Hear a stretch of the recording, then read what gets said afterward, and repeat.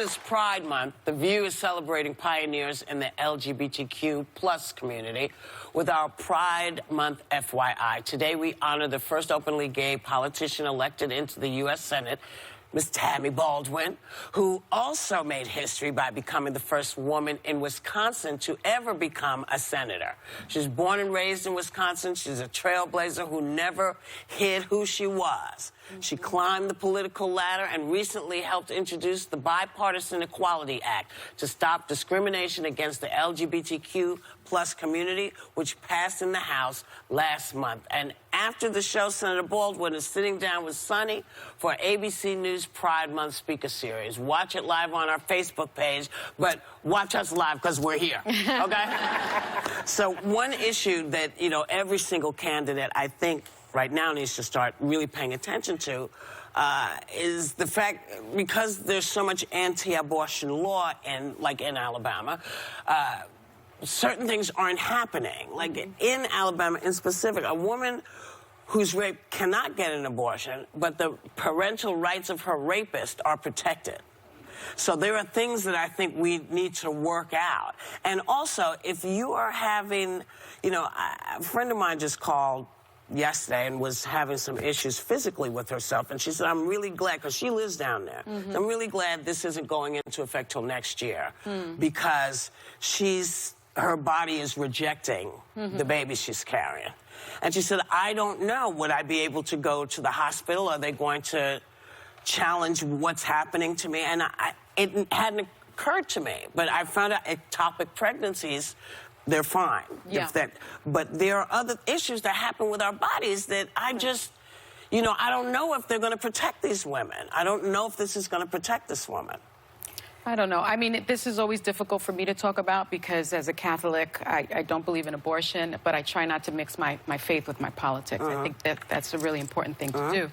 But it just seems to me that when you have a law that says no woman can ever have an abortion, but can have an abortion with the exception of rape, that really is a distinction without a difference, because how do you prove that you've been raped?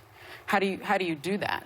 How long do you have to wait? Does there have to be a conviction? In many of these states, there has to be a conviction. So really what we're seeing, I think, across the board is, can a woman have an abortion or not? And that's kind of the bottom line. And I think this is something that's going to have to go up to the Supreme Court, because many voters are single-issue voters, and that's the bottom line. In the Iowa poll that we were just talking about, abortion rights are now the number one issue for Iowa caucus goers. Yeah. But you were talking about convictions. Look, for things like terminating parental rights for child molestation or child neglect or habitual drug use, usually the standard is not conviction, but it is highly and substantially more likely to be true than not. It's like clear and convincing evidence for it. I'm wondering why they can't use the same standard for a rapist. It seems to me that, it should be the child's safety and welfare that is the #1 concern and priority. And I would say that putting a child in the hands of a rapist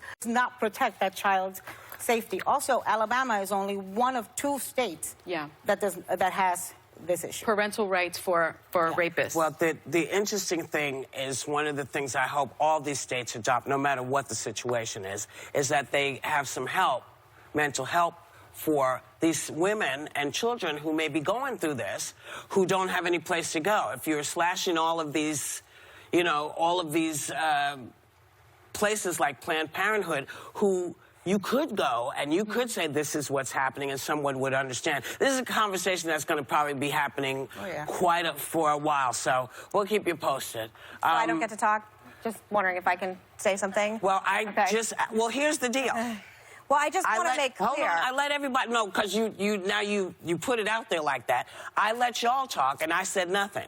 We have to go to break. If there's more to say, if you want to say more, then we'll come back and say more. Fine. Okay, we'll be right back.